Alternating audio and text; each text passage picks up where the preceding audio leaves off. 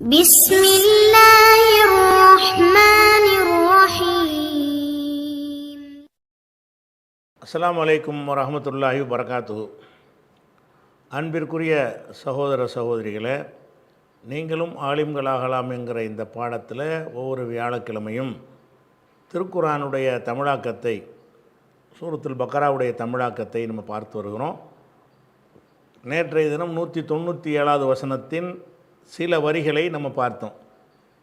அதே வசனத்தினுடைய எஞ்சிய பகுதிகளை நம்ம இன்றைக்கு பார்க்குறோம்.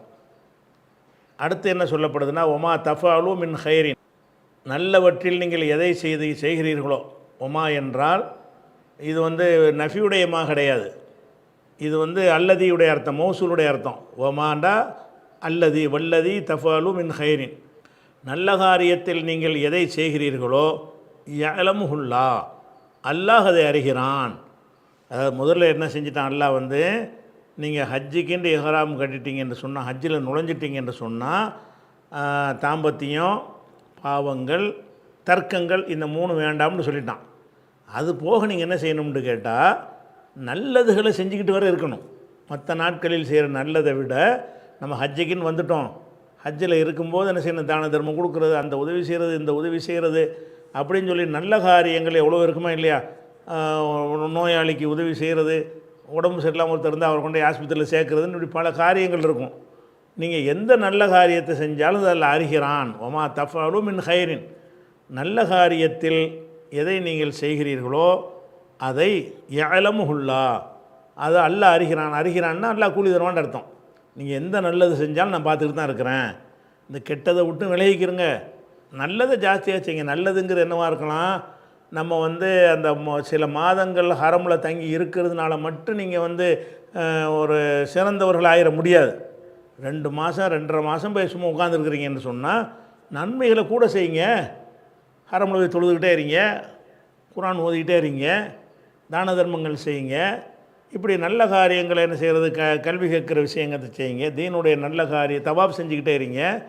அப்போ அந்த ஹஜ்ஜுக்குன்னு வச்சுக்கிற அந்த காலங்களில் நீங்கள் என்ன செய்யணும்னு கேட்டால், நன்மைகளை செஞ்சுக்கிட்டே இருங்க. அதை நான் பார்த்துக்கிட்டு தான் இருக்கிறேன். அப்படிங்கிற பார்த்துக்கிட்டு தான் இருக்கிறேன்டா என்ன அர்த்தம்னா கூலி தருவேன் அர்த்தம்.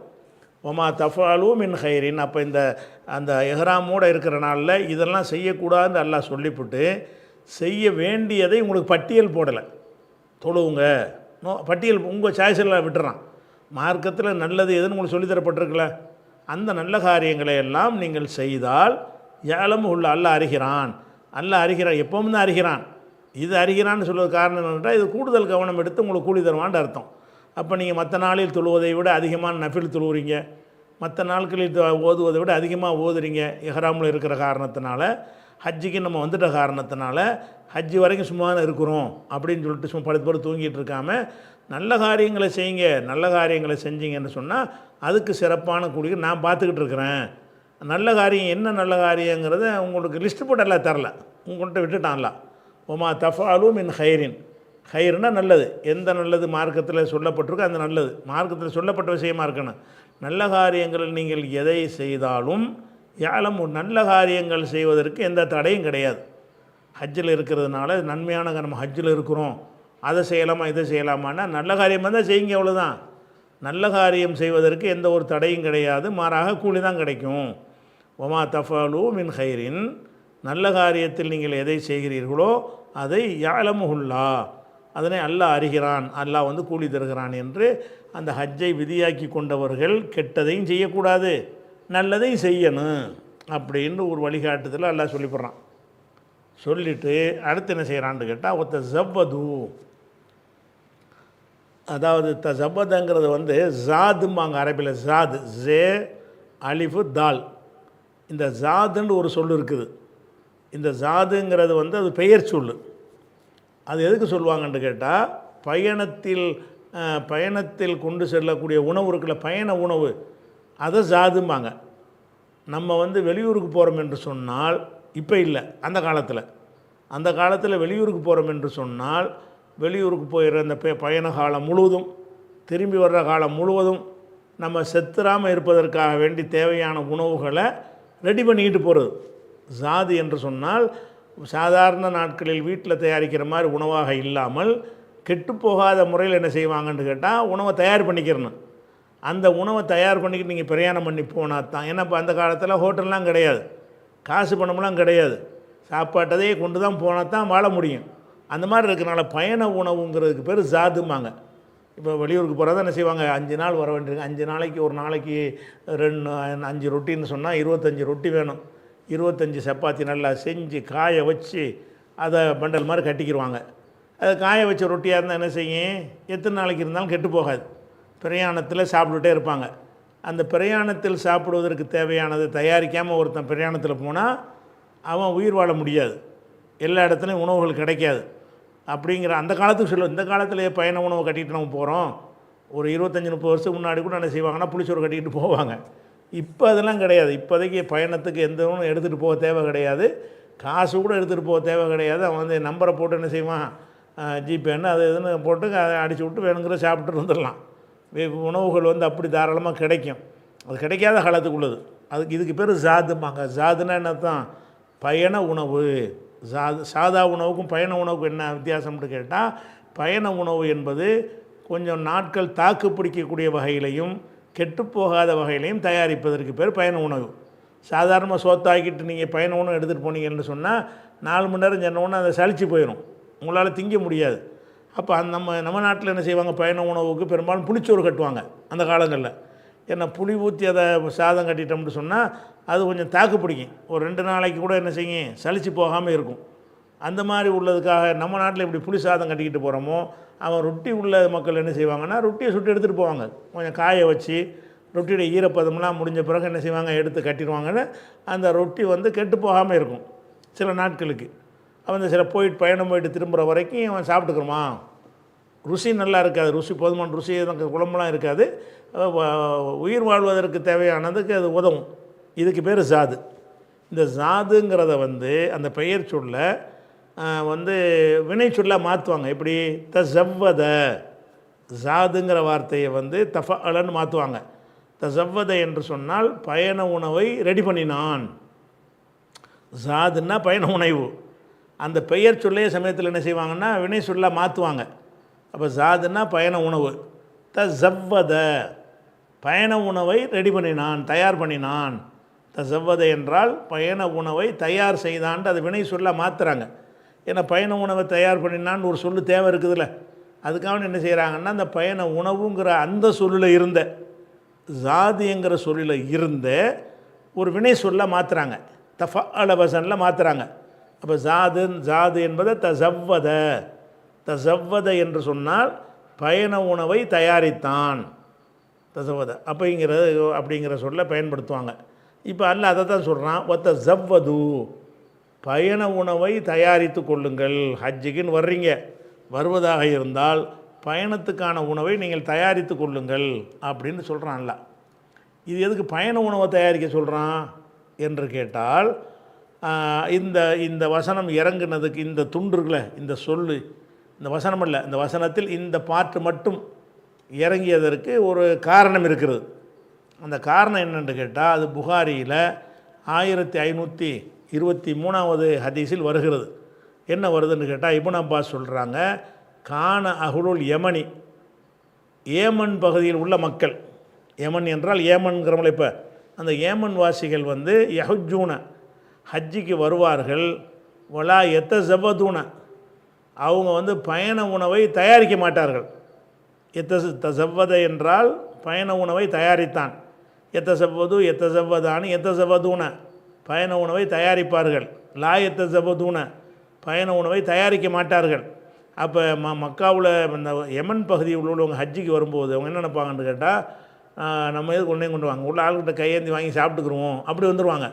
அப்போ கான அஹ்லுல் யமனி, யமன் வாசிகள் வந்து இருந்தார்கள், யஹுஜூன ஹஜ்ஜு செய்பவர்களாக இருந்தார்கள், வலா எத்தஸவ்வதுன பயண உணவை தயாரிக்க மாட்டார்கள். ஹஜ்ஜிக்கு வருவாங்க, பயண உணவை தயாரிக்க மாட்டார்கள். யகூலூன அவங்க சொல்லிக் கொள்வார்கள், நஹனுல் முத்தவக்கிலூன் நாங்கள் தவக்கல் உள்ள ஆளுக்கு, நாங்கள் இதுக்கு பயண உணவு கொண்டு போகணும், அல்லாஹ் நபி நாங்கள் வந்துடுவோம், பயண உணவும் நாங்கள் எடுத்துக்கிட்டுலாம் போக மாட்டோம், என்ன செய்யணும், அல்லாஹ் தருவான் எங்களுக்கு அப்படின்னு சொல்லிட்டு அல்லாஹ் தருவான்னு நினைத்து கொண்டு என்ன செய்வாங்கன்னா வீசு நகையும் வெறுங்கையுமாக ஹஜ்ஜுக்கு வந்துடுவாங்க. ஹஜ்ஜிக்கு போகிறோமே 10 நாள் தங்கணுமே, ஒரு வாரம் தங்கணுமே, ஒரு மாதம் தங்கணுமே, ஒரு மாதத்துக்கு சாப்பிடணுமே, அதுக்கு என்ன செய்யணுமோ அதெல்லாம் ஏற்பாடு செஞ்சுக்கிட்டு தானே வரணும்.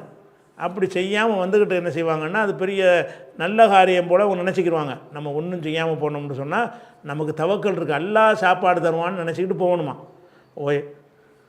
யக்கூலுன அவங்க சொல்லிக் கொள்வார்கள், நஹனுல் முத்தவக்கிலூன், நாங்கள் தவக்கல் உள்ளவர்கள், தவக்கல் என்றால் அல்லாஹ் மீது நம்பிக்கை உள்ளவர்கள் அப்படின்னு சொல்லிக்கொண்டு பயண உணவு ரெடி பண்ணாமல் ஹஜ்ஜிக்கு வருவார்கள் ஏமன் வாசிகள்.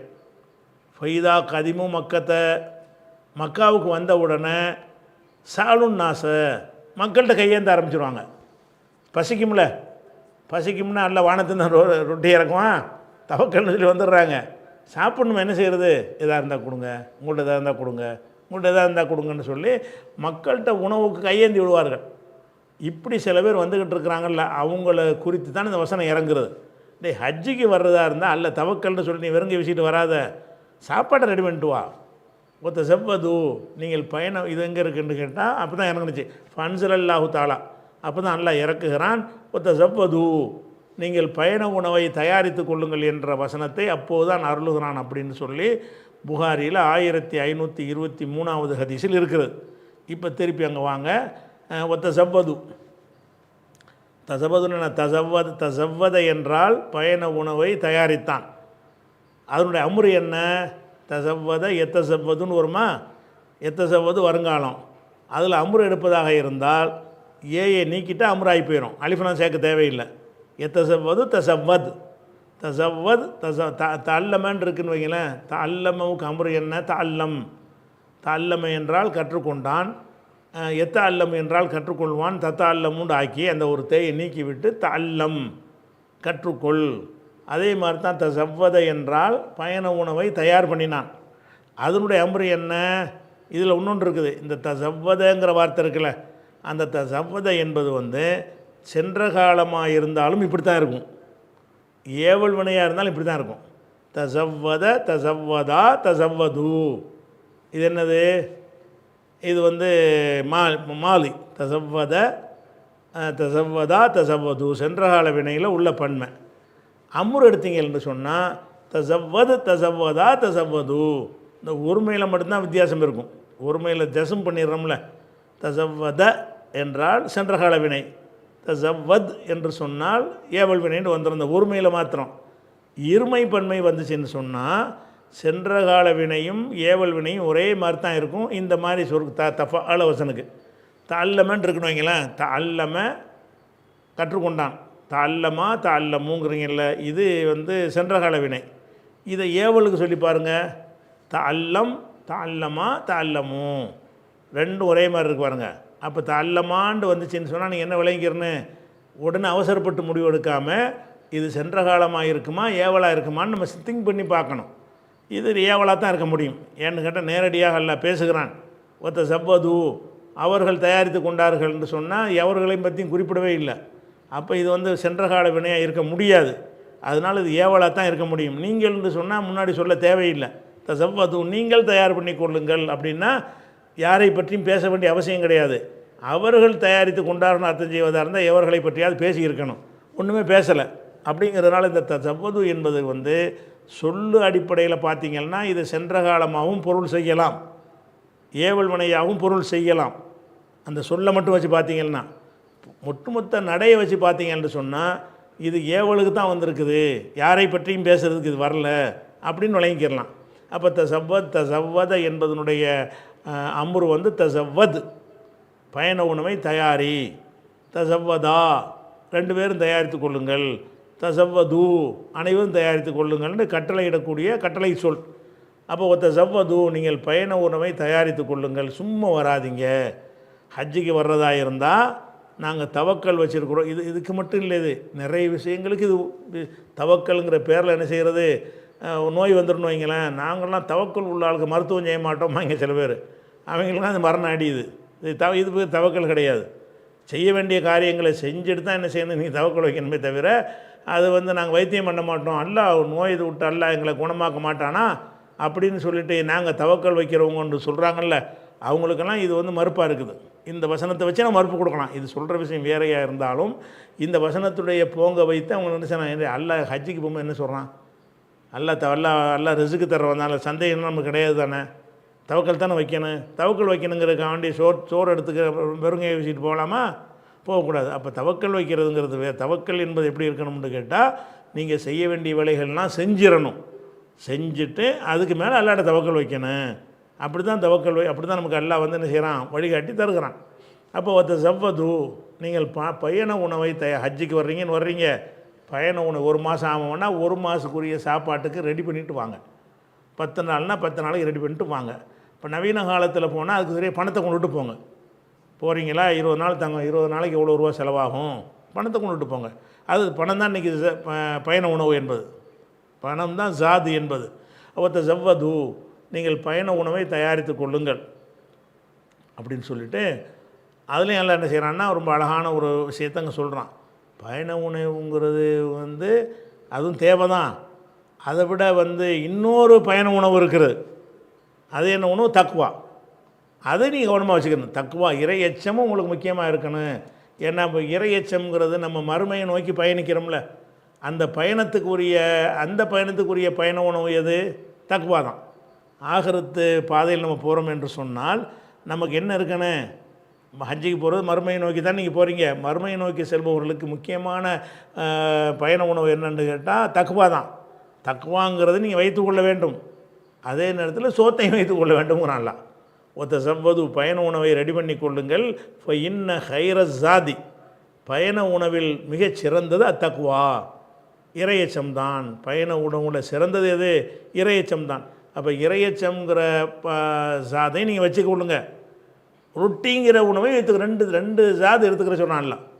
2 ஜாது என்ன செய்யணும், அல்லாவுடைய அச்சத்தையும் மூலதனமாக நீங்கள் வச்சுக்கிறணும். அதை மட்டும் நம்பிக்கிட்டு நீங்கள் வந்துடக்கூடாது, ரொட்டியும் எடுத்துக்கிறணும். அப்போ ரெண்டு சாது அல்ல சொல்கிறாங்க பயண உணவு என்று 2 விஷயத்தை சொல்கிறான்.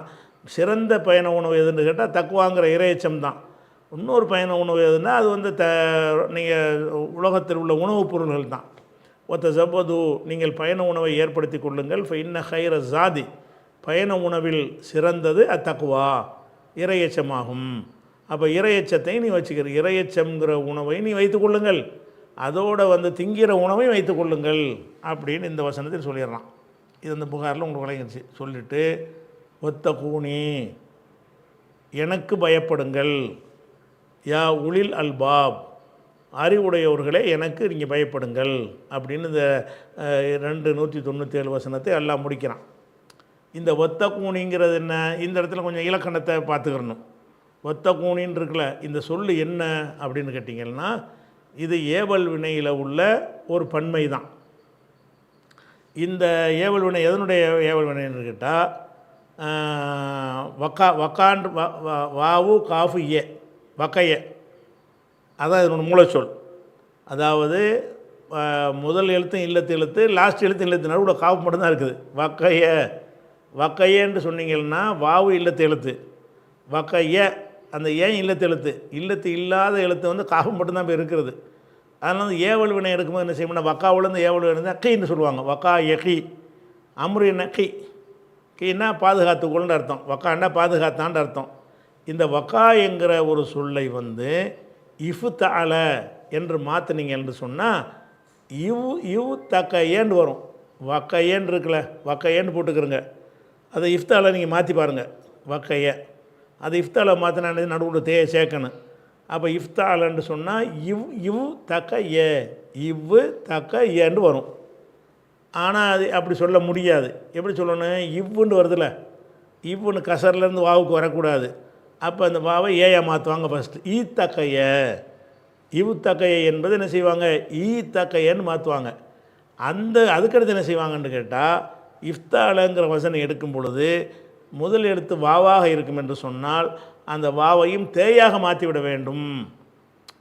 வசனன்னு இருக்குது, வசனவுக்கு வந்து இஃப்தால சொல்கிறீங்கன்னா இத்தசனன்னு தான் சொல்லணும். வசன என்று இருக்குது. அந்த வாவ் முதல் எழுத்து வாவாக இருந்தால், முதல் எழுத்து வாவாக இருந்தால் அந்த சொல்லுக்கு நீங்கள் இஃப்தால ஆக்குவதாக இருந்தால் வசன என்பதிலிருந்து என்ன செய்யணும், இவ் தசனன்னு வரும். முதல்ல ஏயா மாற்றி ஈத்தசனன்னு வந்துடும். அதுக்கடுத்து என்ன செய்யணும்னா அந்த அந்த அந்த ஏயையும் தேயா மாற்றி விடணும். இத்தசன என்றால் இஃப்தாலங்கிற வசனில் மாறும்போது உள்ள ஒரு வடிவம். எங்கெல்லாம் வாவு உள்ள சொல் இருக்குது அதுக்கு புறாத்துக்கு இப்படி தான். ஃபஸ்ட் எழுத்து வாவாக இருந்தால் என்ன வசலை என்றால் சேர்த்தான்னு அர்த்தம். இதுக்கு இஃப்தால் எப்படி சொல்லுவீங்க? இத்தசலை. வசலை என்றால் வாவு சாதலாமல் இருக்கா, ஃபஸ்ட்டு வாவு வந்துருச்சா, அதை இஃப்தால் நீங்கள் மாற்றினீங்கன்னா இவு தசலை என்று சொல்லி அப்புறம் ஈ தசலை என்று ரெண்டாவது மாற்றம் செஞ்சு அப்புறம் இத்தசலை. அப்போ இத்தசலைன்னு வந்தால் நீங்கள் என்ன விளங்கிக்கிறன்னு, இந்த இடத்துல வாவு இருந்திருக்குது, ஃபஸ்ட்டு எழுத்து வாவாக இருந்திருக்கிறது என்று விளங்கிக்கிறன்னு. அப்போ வக்கையை என்பதை இஃபு தால என்று மாற்றினீங்க என்று சொன்னால் இவு தகை என்று ஃபஸ்ட்டு மாற்றம் வரும். அதுக்கப்புறம் இந்த வாவு ஏயா மாறும், கசருக்கு தகுந்த மாதிரி ஈ தக்கையன்னு மாறிடும். அப்புறம் செகண்ட் மாற்றம் இன்னொன்று ஒரு என்ன சொன்னால் அந்த வாவு தேயா மாறிக்கணும், இத்தகைய. வக்கைய வக்கா என்பதனுடைய இஃப்தால வசன் எப்படி வரேன்? இத்தகையன்னா இத்தக்கான்னு சொல்லணும். இத்தகையன்னு வந்துச்சுன்னு சொன்னால் இத்தகா. அப்போ இத்தகா என்பது அந்த இஃப்தால வசனுடைய சொல்லு. அதனுடைய வருங்காலம் என்ன? எத்தகி. இத்தக்காவுடைய வருங்காலம் என்னன்னு கேட்டால் எத்தகியு. லம்மு செய்யக்கூடாது, ஜசம் எத்தகியுன்றதில் ஏக்கு லம்மு கொடுக்கக்கூடாது, எத்தகி என்று சொல்லிவிடுவார்கள். எத்தகின்னு சொல்லிவிட்டார்களே ஆனால் இதுக்கு இப்போ அமர் எடுக்கணும். எத்தகி இத்தக்காவிலேருந்து வருங்காலம் எத்தகி, வருங்காலத்திலிருந்தானே அமர் எடுக்கணும். அந்த வருங்காலத்துடைய ஏயை காலி பண்ணிடுங்க. ஏயை காலி பண்ணிட்டீங்கன்னு சொன்னால் இப்போ வாசிக்க முடியாது. எத்தகையில் ஏயை எடுத்துட்டிங்கன்னா இத்தில் ஆரம்பிக்குது. அப்போ ஒரு அழிவை கொண்டாந்து போடணும். அப்போ ஏயை எடுத்து என்ன செய்யணும்? இத்தகி. ஜசம் செய்கிறதுக்கு பதிலாக கடைசி எழுத்தை போய்க்கிடணும். இத்தகின்ற ஏ ஒன்று இருக்குது லாஸ்ட்டில், அந்த ஏயை நீக்கிறன்னு எப்படி வந்துடும்? இத்தகி. வக்கையை என்பதை இஃப்தாலன்னு மாற்றினால் இத்தகாண்டு வந்துடும். அதனுடைய வருங்காலம் எத்தகியு என்று வரும், எத்தகி என்று சொல்லுவோம். அது அமுர் எடுப்பதாக இருந்தால் ஏயை எடுத்துவிட்டு வாசிக்க முடியாதனால ஒரு கசர் வச்சு அழிவை கொண்டாந்து சேர்ப்போம். அப்போ இத்தகியுன்னு வருமா, லாஸ்ட்டில் ஜசம் செய்யணும். ஜசம் செய்கிறதுக்கு பதிலாக அந்த ஏயை போய்க்கிடுவாங்க. அப்போ எத்தகியு, எத்தகி, இத்தகா என்பது சென்றகால வினை, எத்தகி என்பது வருங்கால வினை. அதனுடைய ஏவல் வினை இத்தகி, கீ அல்ல, இத்தகி. இத்தகியா இத்தகு. இத்தகி பயந்து கொள்ளுடா ஒருத்தனை சொல்கிறது, இத்தகியா ரெண்டு பேரும் பயந்துக்கிறங்க, இத்தகு எல்லோரும் பயந்து கொள்ளுங்கள். அப்போ இத்தகுங்கிற வார்த்தை என்னன்னு கேட்டால் இந்த ஒத்த கூனின்னு வருதுல்ல, அந்த வாவை கழிச்சிருங்க, அந்த வாவு இதுக்காக சேர்க்குறது, இத்தக்கூனின்னு வருது. அப்போ இத்தகுங்கிற சொல்லு என்ன அப்படின்னு சொன்னீங்கன்னா அது வக்கா என்பதனுடைய இஃப்தால வசனாக இவுத்தக்கையை இத்தக்காண்டு மாற்றி அந்த இத்தக்கா என்பதனுடைய ஏவல் வினையாக இத்தக்கின்னு ஆக்கி அதனுடைய பன்மையாக இத்தகு. இத்தகி, இத்தகியா, இத்தகு பயந்து கொள்ளுங்கள். அப்போ இது அம்ரு நல்லா விளைவிக்கணும். எதனுடைய அம்ரு? வக்கா என்பதனுடைய இஃப்தாலவுடைய அம்ரு. வாவுனா இங்கே காணாமன்னா வாவு காணா போயிடும். இஃப்தால வசனில் எடுக்கும் வாவு ஆரம்பமாக உள்ள ஒரு சொல்லாக இருந்தால் அது இஃப்தாலவாக எடுக்கும் பொழுது அந்த வாவு தேயா மாறிக்கிறோம். அப்போ யூத்தக்கான்னு சொல்லாமல் இத்தக்கான்னு சொல்லிடுவோம். அதனுடைய ஏவல் வினை என்ன? இத்தகி ஒருத்தனுக்கு சொல்கிறது, இத்தகியா ரெண்டு பேருக்கு சொல்கிறது, இத்தகு பலருக்கு ஆண்களுக்கு சொல்கிறது. அப்போ ஒத்தகு பயந்து கொள்ளுங்கள்னு வருது. இப்போ ஒத்தகு என்பதில் என்னை பயந்து கொள்ளுங்கள்னு ஒரு ஏயை சேர்க்க வேண்டியிருக்கு. ஒத்தகு என்பதில் என்ன செய்யணும்? பயந்து கொள்ளுங்கள்னு சொல்கிறோம்ல, அந்த பயந்து கொள்ளுங்கள் என்பதோட அல்லாஹ் சொல்கிறான் எனக்கு பயந்து கொள்ளுங்கள் அப்படின்னு சொல்வதாக இருந்தால் எனக்குங்கிறதுக்கு உள்ள சொல்லியது சுக்கூன் வச்ச ஏ. கிதாபுன் புத்தகம், கிதாபி என்னுடைய கிதாபு, கிதாபு என்றால் புஸ்தகம், என்னுடைய புஸ்தகங்கிறதுக்கு எப்படி நீங்கள் சொல்லணும்? கிதாபி, கலமி, பைத்தி, அபி, உம்மி இப்படின்னு ஏயை சேர்த்தா என்னுடையன்னு வந்துடும். இது வினை சொல், பெயர் சொல்லுக்கு இப்படி சேர்த்துருவீங்க. வினை சொல்லில் ஏயை சேர்க்கதா அந்த வினை. இப்போ லரபன்னு இருக்குல்ல, லரபவில் ஏயை சேர்த்து லரபீண்டு வந்துடும்.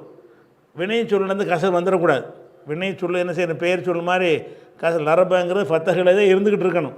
அதில் ஏயை சேர்த்திங்கன்னா ஏக்காக வேண்டி என்ன செய்யணும்னு கேட்டால் அந்த பேயை வந்து கசராக மாற்றணும். அப்படி கசர் வருவதை தடுப்பதற்கு என்ன செய்வாங்கன்னு கேட்டால் ஒரு நூனை வந்து இடையில சொருவாங்க. விகாயா பாதுகாக்கிற நூன். இந்த நூனுக்கு பேர் என்னது? விகாயா. இந்த வக்காவில் உள்ளது தான் விகாயாவுடைய நூன். இதுக்கு பேர் சொல்லுவாங்க. அப்போ லரப அடித்தான், எண்ணெய் அடித்தான்னு சொல்வதாக இருந்தால் லரபைன்னு சொல்லக்கூடாது, லரபனி. ஏதான் அதுக்கு நம்ம அர்த்தத்துக்கு உள்ள சொல்லு. அந்த நூன் எதுக்கு சேர்க்குறாங்கன்னு கேட்டால் அந்த பேயில் வந்து கசர் வந்துடக்கூடாது என்பதற்காக வேண்டி லரபாவாக இருக்கணும், அது லரபீன்னு வந்துடக்கூடாது என்பதற்காக என்ன செய்கிறாங்கன்னு கேட்டால் அந்த கசரை வாங்குறதுக்காக வேண்டி ஒரு அர்த்தம் இல்லாமல் நூனை சேர்ப்பாங்க. நூனுக்கு மீனிங்லாம் கிடையாது. நூன் எதுக்குன்னா ஒரு காப்பாற்ற வந்த நூன். விகாயன்னா காப்பாற்றுறது. அது காப்பாற்றுவது என்னத்தை காப்பாற்ற வந்துருக்குது என்று கேட்டால் ஃபேலுக்கு கசர் வருவதை காப்பாற்றுகிறது. அப்போ அந்த மாதிரி வைக்கும் பொழுது இப்போ லரப எண்ணெய் அடித்தான், லரபைன்னு வரணும். லரப ப்ளஸ் சுக்கூன் வச்சு லரபைன்னு சொல்லாமல் லரப நீ எண்ணெய் அடித்தான். அந்த நூனை கணக்கில் எடுத்துடக்கூடாது. இப்படி தான் வந்து அது மாதிரி அப்படி எல்லாத்துலேயும் வரும். வருங்க எல்தரிபுன்னு வருது, எல்தரிபுனி எல்தரிபின்னு வந்துடக்கூடாதுல்ல. எல்தரிபு என்றால் அடிப்பான். அப்போ அதில் ஏன் சேர்க்குறதா இருந்தால் எல்தரிபுனி எண்ணெய் அடிப்பான். அந்த நூன் சேர்த்து தான் சொல்ல முடியும். எல்தரிபுனி என்றால் எண்ணெய் அடிப்பான். இந்த நூனுக்கு பேர் என்னது? விகாயாவுடைய நூன். இந்த நூன் வந்து சேர்ப்பாங்க. எதுக்கு? முத்தக்கல்லிம் ஏ, எண்ணெய் குறிக்கக்கூடிய ஏ இருக்குதுல்ல, அந்த ஏ வந்து வினை சுருளை சேர்ப்பதாக இருந்தால் வெறும் ஏயை மட்டும் சேர்க்க முடியாது, ஒரு நூனை முன்னாடி ஒட்டி தான் சேர்க்கணும். நேரடியாக அந்த ஏயை மட்டும் போய் எந்த வினை சொல்லையும் சேர்க்கக்கூடாது. அது சென்ற கால வினையாக இருந்தாலும் சரி, வருங்கால விலையாக இருந்தாலும் சரி. ஏதாவது வந்து என்ன செய்யணும்? இப்போ உதாரணமாக ஆழ்த்தி குடுங்கிறோம், எனக்கு குடுங்கிறோம், ஆழ்த்தின்ற கூடாது, ஆழ்த்தி நீ. ஆழ்த்தி என்றால் கூடு, எனக்கு கொடுன்னு நீங்கள் சொல்வதாக இருந்தால் நூனை போட்டு தான் ஏயை போடணும். ஆழ்த்தி நீ எனக்கு கொடுப்பாயாக. அது ஏவல் வினையாக இருந்தாலும் சரி. அது மாதிரி ஒருத்தன் அடிக்க வர்றான், அடிக்காத, எண்ணெய் அடிக்காத, லா தல்லறி அடிக்காத, லா தல்லறிபின்ற கூடாது, லா தல்லறிபு நீ எண்ணெய் அடிக்காதே. ஏயை சேர்க்கும்போது எதை சேர்க்கணும்? விகாயாவுடைய நூனை சேர்க்கணும். அப்போ இந்த ஒத்த கூனி இருக்குல்ல, இந்த ஒத்த கூனியுடைய வந்து ஒரு அசல் என்ன என்றால் ஒத்த கூனின்னு இருக்கும். ஏ இருக்கும் இதில், ஆனால் அங்கே ஏ இல்லை. இந்த ஒத்த கூனி இருக்க நூனுக்கு அப்புறம் ஒரு ஏ ஒன்று அந்த சொல்லில் கண்டிப்பாக இருக்கும். ஒத்த கூனி எனக்கு பயப்படுங்கள். ஒத்த கூ என்பது வினை சொல்லு. இந்த நூன் என்பது எதுக்கு உள்ளதுன்னு கேட்டால் விகாயாவுக்காக வந்திருக்கு, பாதுகாக்கிறதுக்கு வந்திருக்கிற ஒரு நூனு. அந்த நூனுக்கு பிறகு முத்தக்கல்வி ஏ இருக்கும். அந்த ஏ இருந்தால் என்னவாகும்னா ஒத்த கூ பயந்து கொள்ளுங்கள், ஒத்த கூனி எனக்கு பயந்து கொள்ளுங்கள் அப்படின்னு அர்த்தம். இதில் என்ன செய்வாங்கன்னு கேட்டால் கவிதைகள்லையும் வந்து ஏறக்குறைய கவிதையுடைய சட்டத்தில் தான் குரான்லாம் வந்திருக்கிறது. கவிதைகள் இந்த மாதிரி இடங்கள் என்ன செய்வாங்கன்னு கேட்டால் அந்த நூனுக்கு கசர் வைக்கிறோம்ல, அந்த கசரை வச்சு விளங்கிக்கிடுவாங்கிறதுனால ஏயை எடுத்து விட்ருவாங்க. ஒத்த கூனின்னு சொல்லாமல் ஒத்த கூனி நீன்றிருக்கு. அந்த நீ எதுக்கு வந்திருக்கு நம்ம யோசிச்சு பார்ப்போம். அந்த நீ வந்து அந்த விகாயாவுக்காக வந்திருக்குது. நூன் வந்தாலே ஏ கண்டிப்பாக இருக்கும். கசர் வச்ச நூனை சேர்த்தோம்னால என்ன இருக்கிறதுக்கு பின்னாடி கண்டிப்பாக ஏ இருக்கும் அப்படின்னு எல்லாருடைய மூளைக்கும் விளங்குகிற காரணத்தினால விரும்பினால் ஒத்த கூனி என்று ஏ போட்டும் சொல்லலாம், விரும்பினால் ஒத்த கூனி என்று குறிலாக நெடிலா சொல்லாமல் குறிலாகவும் சொல்லலாம். குறிலா சொன்னாலும் அதில் வந்து ஏ இருக்குது. ஒத்த கூனி என்று நீங்கள் சொன்னாலும் அதனுடைய அசலில் என்ன இருக்கும் என்றால் ஒத்த கூனி அப்படின்ற அந்த நூனுக்கு பிறகு ஏ இருக்கும். இதை நீங்கள் பேசுகிற பேசல என்ன செய்யலாம்? எழுதிரி பூனி என்னை அடியுங்கள்ங்கிறீங்க. என்னை அடியுங்கள்ங்கிற அந்த சொல்ல வந்து எழுதிரி பூனி என்று நீட்டியும் சொல்லலாம். எழுதிரி பூனி அதாவது சுருக்கி ஏ இல்லாமல் சொல்லலாம். ஏ இல்லாமல் சொன்னாலும் மீனிங்கில் அந்த ஏ வந்துடும், அர்த்தம் செய்யும்போது அந்த ஏ வந்துடும். இப்படி சொல்வதற்கு கிராமர் வந்து இடம் தருது. அந்த எல்லா மொழியிலும் என்ன அரபு மொழியில் இந்த மாதிரி கவிதைகளில் வசனங்களில் என்ன செய்வாங்க? அந்த ஏயை சொல்லாமலும் விட்டுருவாங்க. ஏன் விட்டுருவாங்கன்னு சொன்னால் விளங்கிரும்ல, நீண்டு வந்தால் ஏ இருக்குன்னு விளங்கிற வேண்டியதானே.